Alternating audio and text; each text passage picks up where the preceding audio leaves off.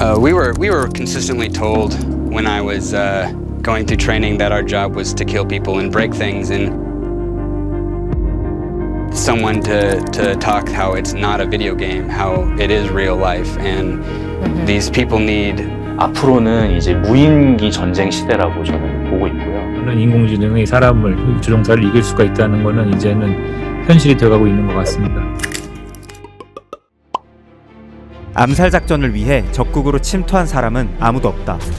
하지만 수만 킬로미터 떨어진 곳에서 안면인식 기능이 장착된 AI 스웜 드론을 발사한다.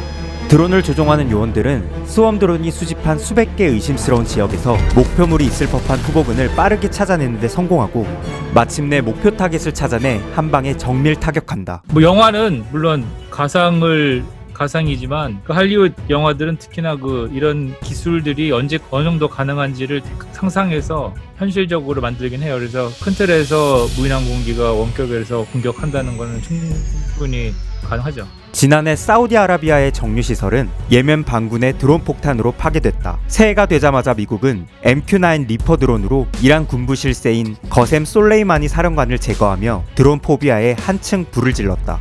사실은 보다 부각될 거는 이제 드론도 드론이지만 거기에서 사용된 그 폭탄인데, 이 폭탄이 상당히 정밀도가 높고 그 칼날이 있다고 그러잖아요. 그래서 닌자 폭탄이라고 해서 이제 사람을 벨 정도로 가까이 정확하게 갈 수 있다는, 사실은 그 미사일의 기술이 놀라운 것 같고요. 원격에서 멀리 쏴서 맞춘다는 거는 그렇게까지는 이제로서는 이렇게 새로운 기술이라고 볼 수는 없고, 사우디 유전 폭격을 한 거는 사실 이거 굉장히 원시적인 드론인데 원격으로 좌표를 입력해서 거기 가서 폭발을 하는 건 사실은 쉬운 기술이고 2차 대전 때 최초로 만들었던 목적이기도 해요. 드론이 처음으로 개념이 나왔던 거는 거의 100년 다 됐고요. 1917년에 처음 나왔다 얘기를 하고요. 미 육군의 항공 타겟 프로젝트를 통해 1917년 개발된 스페리 에어리얼 토페도가 드론 무기의 첫 사례로 꼽힌다. 1차 세계대전 당시 100kg이 넘는 폭탄을 실어나르는 임무를 수행했다. 이후 2차 세계대전 때 대량 생산된 무인 표적기 드론 라디오 플레인을 거쳐 최초로 제트 엔진을 장착한 라이언 파이어비가 베트남 전쟁에서 적진 감시로 활약을 거두자 다른 나라에서도 군사용 드론을 개발하기 시작한다.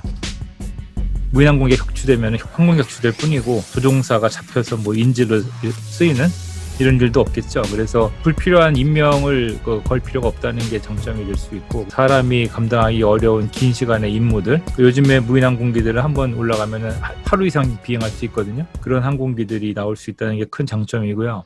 현재 드론 전쟁의 패권을 잡고 있는 국가는 단연 미국이다.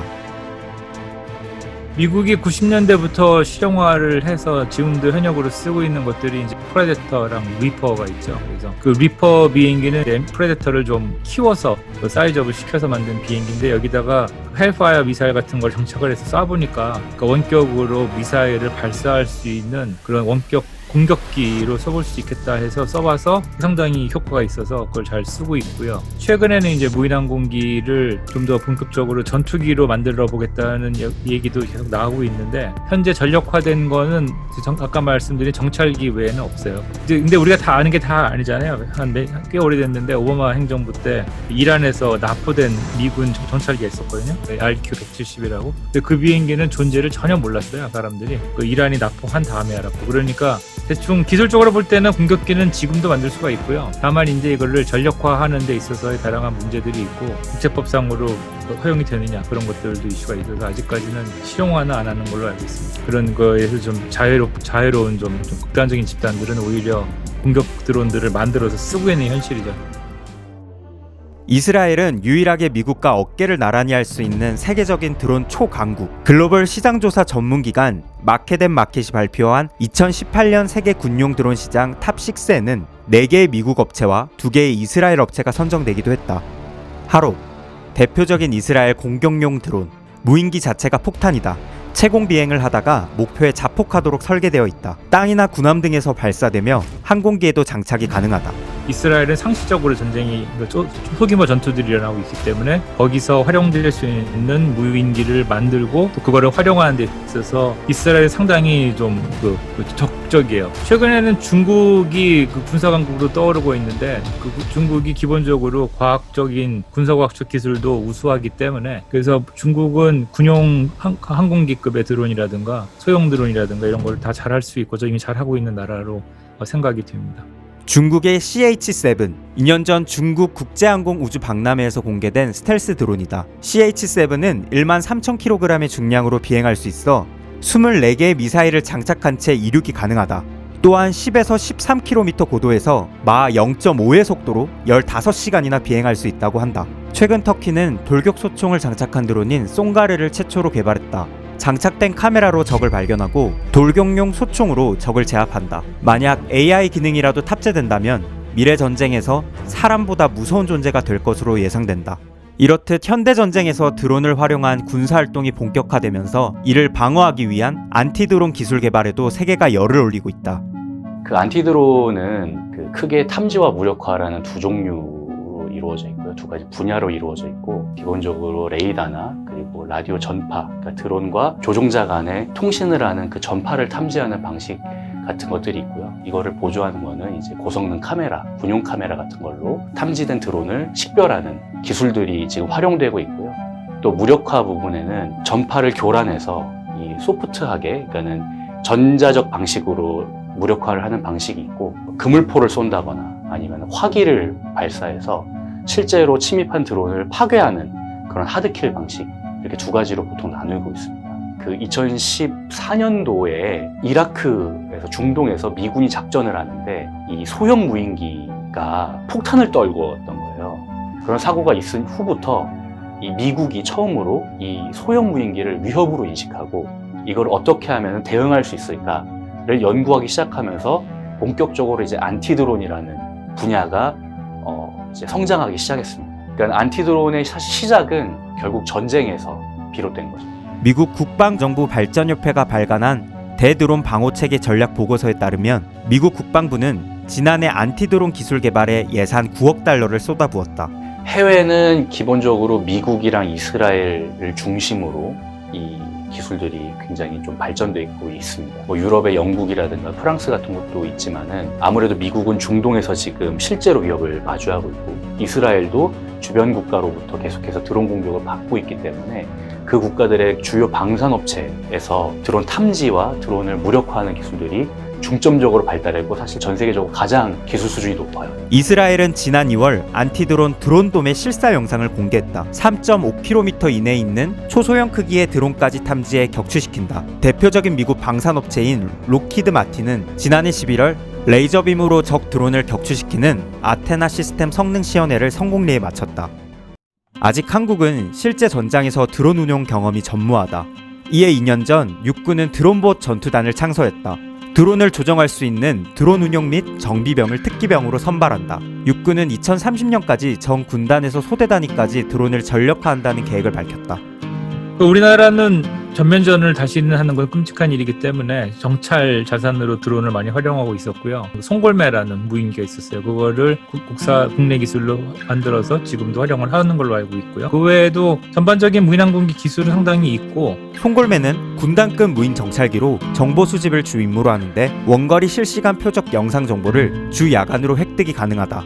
최근 방위사업청에서는 소총 발사 드론과 유톤 발사 드론에 대한 전투 실험을 하고 있다. 소총 발사 드론은 하단부 개머리판을 제거한 K2 소총을 달았다. 유탄 발사 드론은 6개의 유탄 발사기를 드론 하단부에 달아 원격으로 목표물을 향해 발사한다. 그거 말고도 주한미군이 보유하고 있는 그 섀도우라든가 제너럴 아토믹스사 유명한 그레이 이글이라고 그 중형 무인 항공기가 아마 우리나라에 운용을 되는 걸로 알고 있고요. 글로벌 호크라고 고고도 장기 채공 무인 항공기도 우리나라가 도입을 했죠. 네. 이제 재민과 전파 교란과 같은 그 소프트킬 기술은 우리나라도 제가 판단하기에는 사실 세계적 수준에 올라와 있다고 저는 보고 있습니다. 이런 다양한 형태의 드론 위협을 방어하는 전술 무기들이 계속해서 나올 것으로 지금 예상하고 있습니다. 최근에 미국에서 재밌는 연구를 하고 있는데, 아주 유능한 F-16 파일럿을 가상 공중전을 했는데 4대0으로 이겼거든요. 그 얘기는 뭐냐면 앞으로 공중전을 하게 되면은 그 사람은 빠지고 이제 버튼 하나 누르면은 공중전을 할 수 있다는 거죠. 그래서 그런 측면으로 볼 때는 특정한 기능에서는 인공지능이 사람을, 조종사를 이길 수가 있다는 거는 이제는 현실이 되어가고 있는 것 같습니다. 그럼 다음 단계는 이제 자연스럽게 그런 걸 만들면 안 될까라는 그런 생각들을 하겠죠. 앞으로는 이제 무인기 전쟁 시대라고 저는 보고 있고요. 그거를 막는 방법 또한 지금에 나와 있는 기술보다 더 다양하고 더 독창적인 방식으로 진화할 거라고 저도 보고 있습니다. 국제법상으로는 인공지능을 탑재한 공격 무기는 그 개발이 금지돼 있어요. meaningful intervention이라고 해서 사람이 판단을 해서 공격할지 말지를 결정해야 된다라고 국제법상은 얘기를 하고 있어요. 사람이 이게 민간인인지 적군인지를 헷갈려하는 상황에서 인공지능이 더 잘한다면은 이걸 쓰지 말자고 말하기도 힘들겠죠. 그래서 무조건 이겨야 된다는 게 전쟁의 목적이기 때문에 그러한 그 이상적인 얘기만 하는 국제법을 넘어서고 싶은 유혹들을 많이 받겠죠.